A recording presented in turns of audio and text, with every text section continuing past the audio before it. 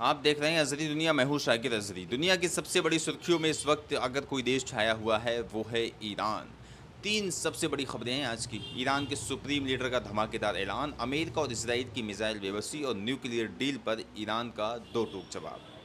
सच जो दुनिया से छुपाया जा रहा है आज हम आपके सामने रखेंगे बेबाक अंदाज में, बिना किसी लाग लपेट के। तो चलिए शुरू करते हैं आज की पहली सबसे बड़ी खबर। ईरान के सुप्रीम लीडर ने एक साइंटिफिक चेतावनी जारी कर दी है। उन्होंने कहा है कि ईरान की फौजी और साइंस ताकत अब पूरी रफ्तार से आगे बढ़ेगी। ईरान के रहबर आयतुल्लाह सैयद अली खामनेई ने साफ कहा, इसराइल की हालिया जंग में उसे कोई मकसद हासिल नहीं हुआ। अब ईरान पहले से भी ज़्यादा तेज़ी से तरक्की करेगा। शहीद हुए टॉप लीडर्स को याद करते हुए उन्होंने कहा, दुश्मन बेवकूफ़ भी है और दूर की सोच नहीं रखता। हम और तेज़ कदमों से आगे बढ़ेंगे। उन्होंने तीन रोशन निशानियां गिनाई हैं। पहली, वो सब्र और हिम्मत जो सिर्फ बड़े इनकलाबी दौर में नज़र आती है। जी हाँ। दूसरी, शहीदों की लीडरशिप में काम करने वाले इदारों की मजबूती। और तीसरी, ईरानी अवाम की ताकत जो एकजुट रही और डटी रही। आयतुल्लाह खामनी ने नौजवानों को इत्तेहाद और इनकलाबी होश बनाए रखने की सलाह दी। दीनदारों से कहा, सब्र और सुकून का पैगाम फैलाएं। साइंटिस्ट को हर सेक्टर में टेक्नोलॉजी बढ़ाने की जिम्मेदारी दी गई और फौज से कहा, मुल्क की हिफाजत में कोई कमी ना आने दें। उन्होंने आखिर में कहा, शहादत एक बड़ा दर्जा है, हमारी ताकत दोगुनी रफ्तार से बढ़ेगी, साइंस भी फौज भी, जिसने अमेरिका और इसराइल दोनों को हिला दिया है। ईरानी हमलों के बाद अमेरिका की मिसाइल स्टॉक में जो है खतरनाक कमी आ गई है। किस तरह से आई आपको बताते हैं। ईरान की प्रेस टीवी के मुताबिक अमेरिकी अखबार वॉल स्ट्रीट जर्नल ने एक चौंकाने वाली रिपोर्ट जारी की है। इस रिपोर्ट में दावा किया गया है कि ईरान के जवाबी हमलों के दौरान इसराइल की सुरक्षा में झोंके गए अमेरिकी मिसाइल सिस्टम अब लगभग खाली हो चुके हैं। ये रिपोर्ट जून 2025 के हमलों पर आधारित है।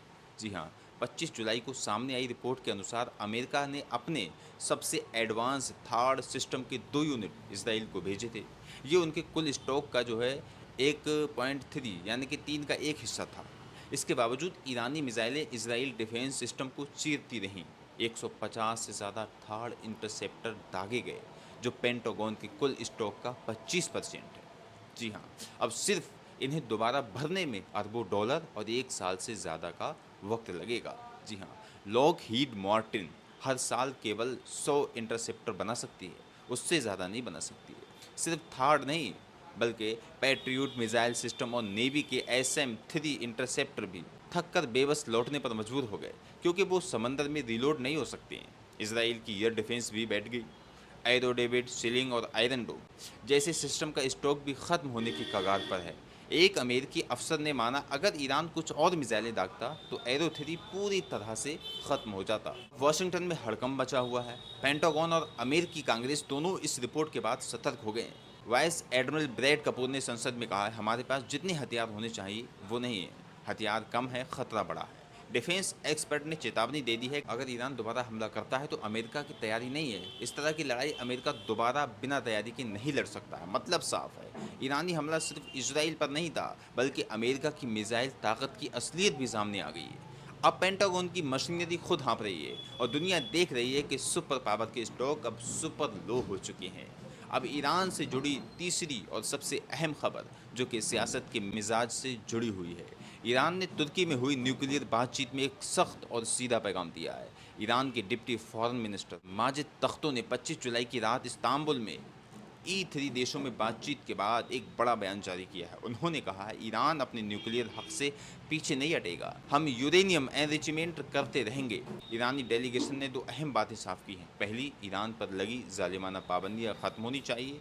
दूसरी, ईरान को यूरेनियम एनरिच करने का पूरा हक मिलना चाहिए। रवानजी ने कहा, हम बम नहीं बना रहे हैं, हम बिजली बना रहे हैं। हमारे पास फतवा है कि न्यूक्लियर बम हराम है। उन्होंने ब्रिटेन, फ्रांस और जर्मनी से दो टूक कहा है, अगर आप न्यूक्लियर डील चाहते हैं तो हमें ये हक मिलना चाहिए कि हम अपने सिविल प्रोजेक्ट्स के लिए यूरेनियम एनरिच कर सकें। ईरान का कहना है, हम लिखकर देने को तैयार हैं कि हम बम नहीं बनाएंगे, लेकिन बदले में आप पाबंदियां हटाएंगे। रवानची ने कहा, जब हम साफ कह चुके हैं कि हम बम नहीं बना रहे हैं तो हमें बार बार घेरा क्यों जा रहा है। उन्होंने पश्चिमी देशों पर दोहरा रवैया अपनाने का आरोप लगाया। हम बिजली के लिए यूरेनियम इस्तेमाल कर रहे हैं, आप हमें बम बनाने वाला साबित कर रहे हो। ईरान का पैगाम एकदम वाज़ेह है, न्यूक्लियर हक भी चाहिए और पाबंदियों से आज़ादी भी। अगर डील करनी है तो बराबरी की शर्त पर करो। वरना ईरान झुकेगा नहीं, डटेगा और अपना हक लेकर रहेगा। जी हाँ, तो ये थी आज की वो 3 बड़ी खबरें जिन्होंने अमेरिका और इसराइल के घमंड को हिलाकर रख दिया है। ईरान सिर्फ ज़बान से नहीं, अब साइंस और फौज दोनों के जवाब दे रहा है। फैसला आपको करना है, क्या ये नया दौर ईरान की जीत का है या वेस्ट की कमज़ोरी का? आप अपनी राय ज़रूर दीजिएगा कमेंट में। वीडियो पसंद आया हो तो लाइक करें, शेयर करें और अज़हरी दुनिया को सब्सक्राइब करें। मैं हूँ शाकिर अज़हरी, मिलते हैं अगली वीडियो में कुछ और ख़तरनाक और सच्ची खबरों के साथ। तब तक के लिए फ़ी अमानिल्लाह, अल्लाह हाफ़िज़।